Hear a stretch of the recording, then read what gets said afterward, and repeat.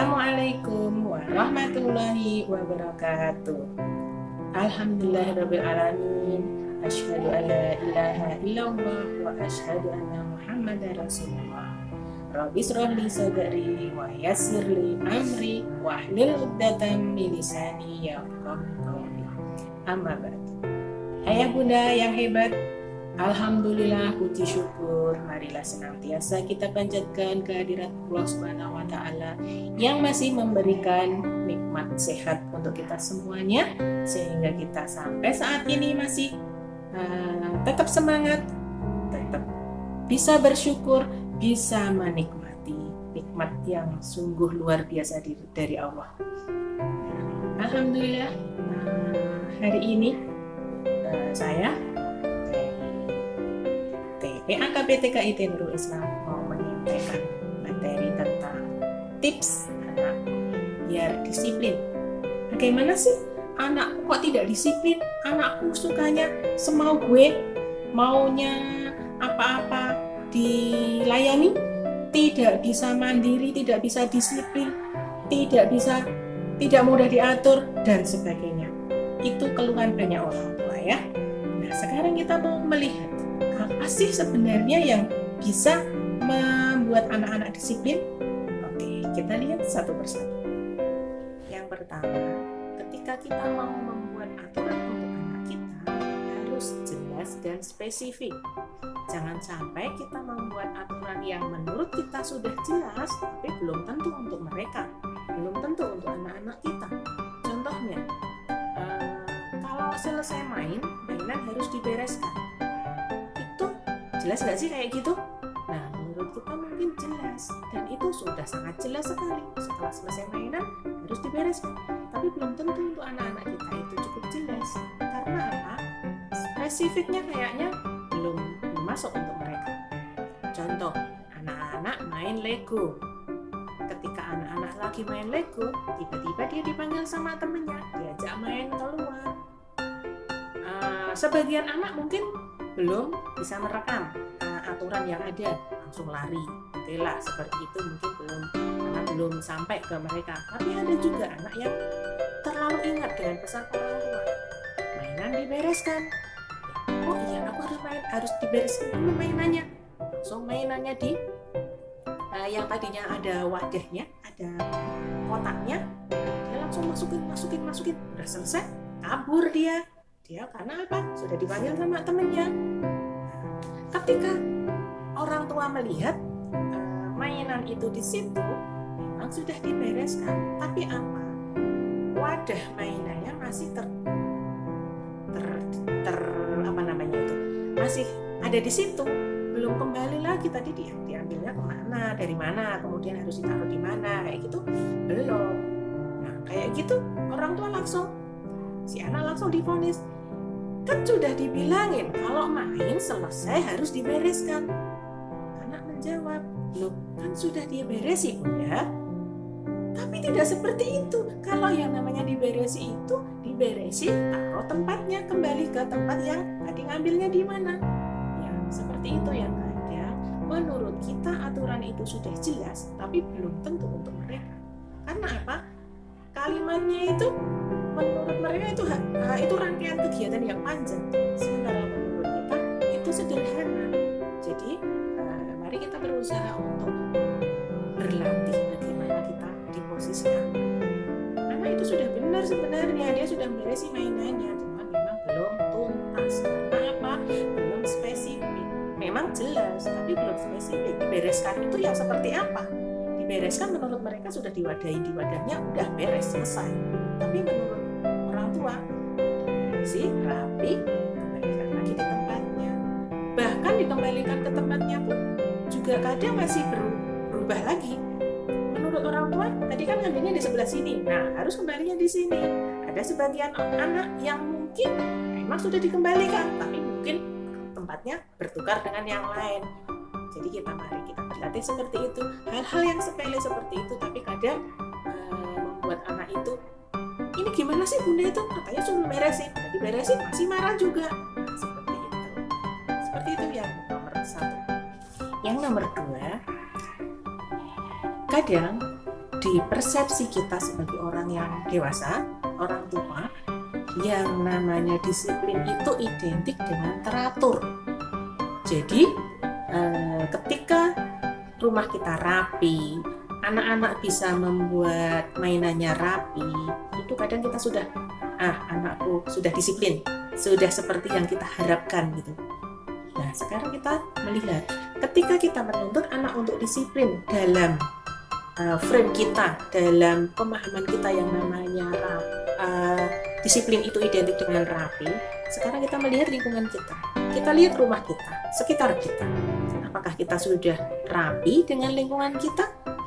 Nah, kadang kita itu tidak melihat. Jadi kadang kita kurang introspeksi diri.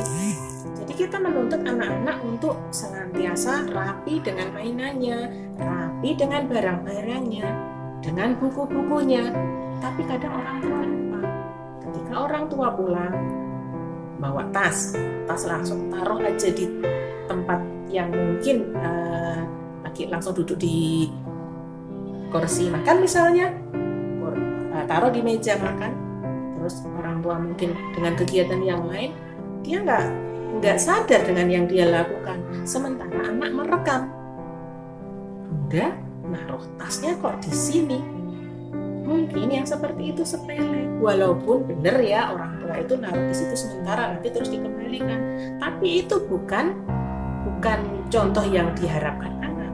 Anak tidak mau terima, anak tidak mau tahu kalau yang seperti itu disiplin itu sementara di situ, kemudian nanti ditaruh di, anak nggak mau tahu. Jadi tahunya anak itu kan mencontoh hal-hal yang konkret.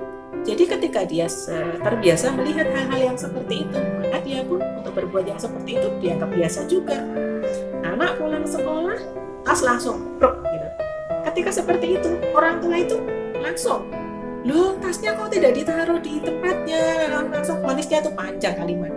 Sementara orang tua kadang lupa, dia sendiri ketika pulang dari luar, tasnya taruh di mana, kadang HP taruh di mana, yang mungkin kadang-kadang terus akhirnya tadi HP-nya Bunda di mana ya, HP Mama tadi di mana ya, seperti itu. Kemudian juga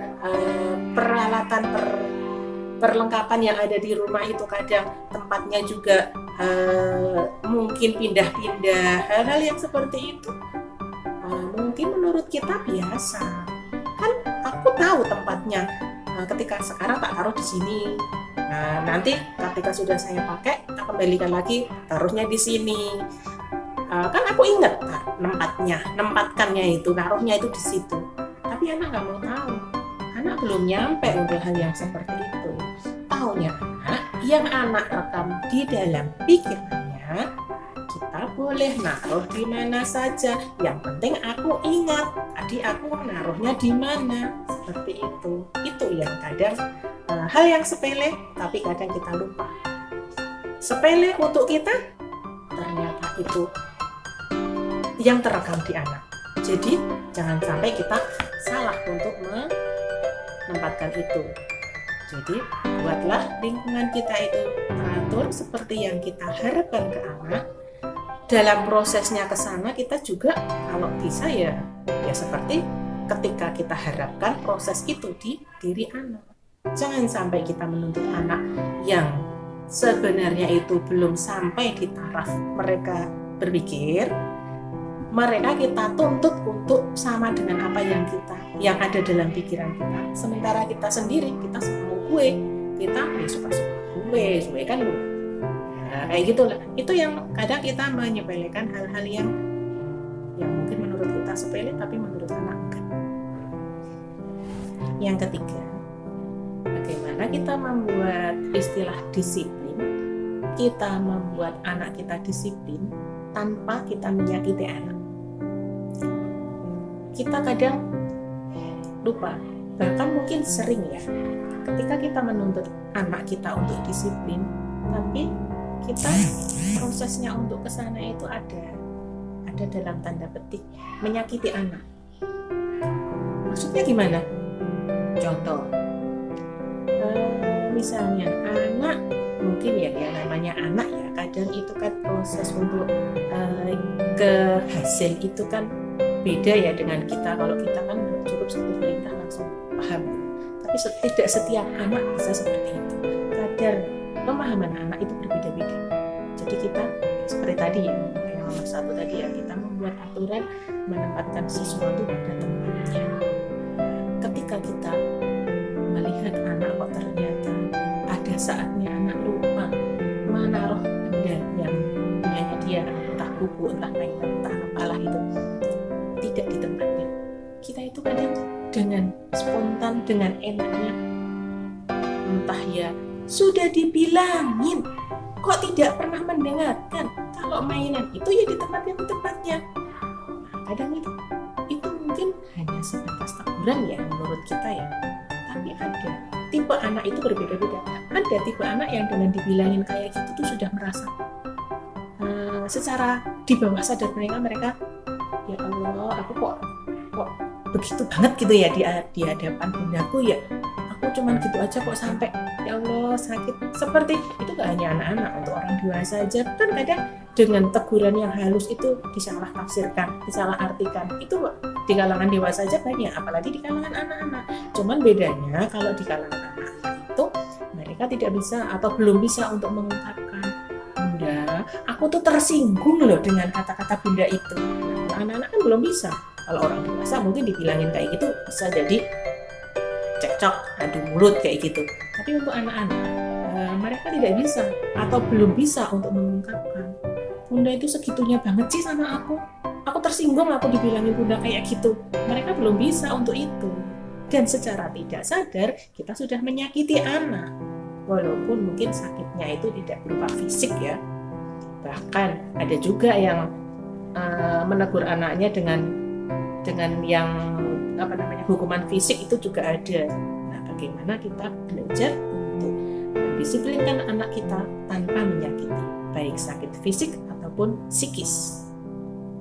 Yang nomor 4, berikan komentar positif ketika anak berbuat baik, ketika anak berbuat sesuai aturan, sesuai ketetapan atau aturan yang kita buat.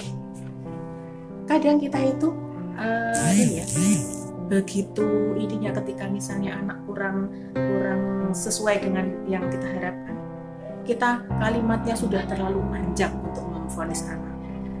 Sudah dibilangin naruh mainan di tempatnya, kok tidak mendengarkan. Sudah dibilangin kayak gini panjang gitu. Jadi hukuman dalam tanda petik ya, yang entah fisik entah psikis tadi ya, itu kadang kita terlalu mudah untuk memberikan. Sementara kadang kita seringnya lupa ketika anak sudah berbuat baik. Misalnya anak hari ini main, ketika mainan sudah selesai dia beresin, kembali ke tempat semua rapi, terus laporan, Bunda, aku sudah membereskan mainanku, aku sudah memberesi kamarku, buku-bukuku sudah dirapikan. Sekarang coba apa jawaban Bunda? Oh iya, cukup. Mungkin menurut kita, oh iya, itu kan ya benar sih, iya kita menerima laporan. Tapi mbok iya misalnya, oh iya terima kasih, hari ini sudah hebat, hari ini sudah pinter, hari ini sudah solih. Apa salahnya sih seperti itu? Kan itu kan gampang gitu loh, yang mungkin kalau menurut kita ya kan itu memang sudah seharusnya. Anak-anak sudah dibuat aturan, harus selesai main harus membereskan, kamarnya sendiri harus dirapikan, buku-bukunya harus ditata sendiri. Ya kan itu memang sudah tugas mereka. Kadang ego kita sebagai orang tua seperti itu. Sementara anak, yang diharapkan anak itu kan sesuatu yang mungkin aku tuh dihargai kayak gitu ya. Yang mungkin seperti tadi yang nomor sebelumnya, anak belum bisa mengungkapkan. Mungkin dalam benak anak itu, ya Allah, aku sudah bersusah payah memenuhi apa yang diinginkan. Anakku sudah berusaha untuk memenuhi apa yang diinginkan bundaku kok cuek-cuek aja. Aku sudah gini kok dibiarin aja. Nah, seperti itu, kadang kita lupa. Itu sepele lagi untuk kita. tapi ternyata bukan yang untuk mereka. Jadi menurut mereka itu sesuatu. Jadi kita misalnya hebat, luar biasa, hari ini sudah jadi anak pintar, terima kasih ya. Kalimat yang sepele seperti itu yang mungkin cukup sederhana untuk kita ya, menurut kita itu sederhana banget, tapi bisa menjadi sesuatu yang luar biasa untuk mereka. Kadang-kadang di sekolah itu ustazah itu ngasih reward untuk mereka itu tidak kok terus ngomong hebat nih tak kasih hadiah apa gitu, enggak. Ustazah di sekolah itu kadang nggak seperti itu, gurunya di sekolah itu nggak seperti itu. Kadang anak mengerjakan menggambar atau mencontoh tulisan atau apa, ketika sudah mengumpulkan ustazah aku sudah selesai kayak gitu, katanya tadi sama ustazah mau dikasih hadiah. Dalam penyalaan anak-anak kan udah dapat hadiah, oh iya terima kasih sudah mengerjakan, hebat sudah mengerjakan dengan baik, sama ustazah kasih hadiah bintang ya. Ustazah cukup dengan terima kasih dan digambari bintang. Bintangnya mau berapa? Mau 4 ya, gambarin bintang 4. Nah, kita kehilangan apa sih? Kita nggak kehilangan apa-apa, kita cuma gambar bintang di kertasnya.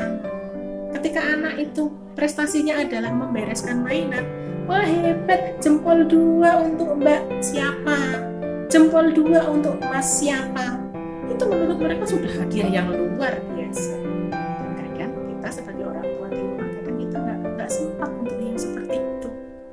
Ya memang sih udah banyak juga orang tua zaman now ya yang anaknya dikasih kalimat-kalimat positif seperti itu, tapi kadang kita masih menjumpai yang datar-datar aja. Orang tua yang dilaporin sesuatu yang positif atau sebuah prestasi itu, orang tua ada yang masih datar-datar saja. Mari kita introspeksi. Yang selanjutnya,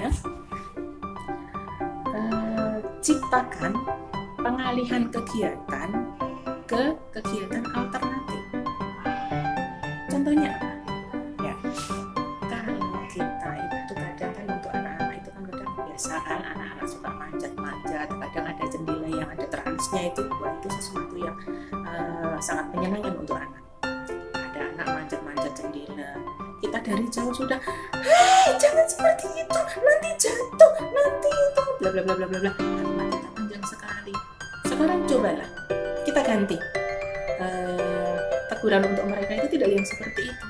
Kadang dengan teguran yang seperti itu untuk anak-anak, sebagian anak-anak itu justru malah seperti sebuah tantangan, sebuah tantangan untuk jadi dia mungkin naiknya lebih tinggi, kemudian dengan mungkin yang tingkah yang lebih berbahaya lagi. Cobalah, udah bisa naik ya, pintar anak mama udah bisa naik. Dan sekarang kita mau main itu ya. Nah, kita cari alternatif kegiatan yang lain, mainan yang lain, sehingga anak tertarik untuk kemudian dia pelan-pelan turun. Seperti itu. Jadi tidak kok terus serta-merta kita memonis, jangan seperti itu. Cobalah kasih alternatif kegiatan lain. Itu tidak serta-merta kok terus tidak boleh. Coba kita membiasakan untuk menciptakan pengalihan kegiatan alternatif. Demikian ayah bunda semuanya, ada beberapa tips yang sudah kami sampaikan bagaimana kita membuat anak kita menjadi disiplin seperti yang kita harapkan, anak-anak menjadi lebih teratur dalam keseharian mereka. Masih ada beberapa poin lagi yang nanti insya Allah kita lanjutkan di episode yang lain. Dari saya, ada kurang dan lebihnya mohon maaf. Assalamualaikum warahmatullahi wabarakatuh.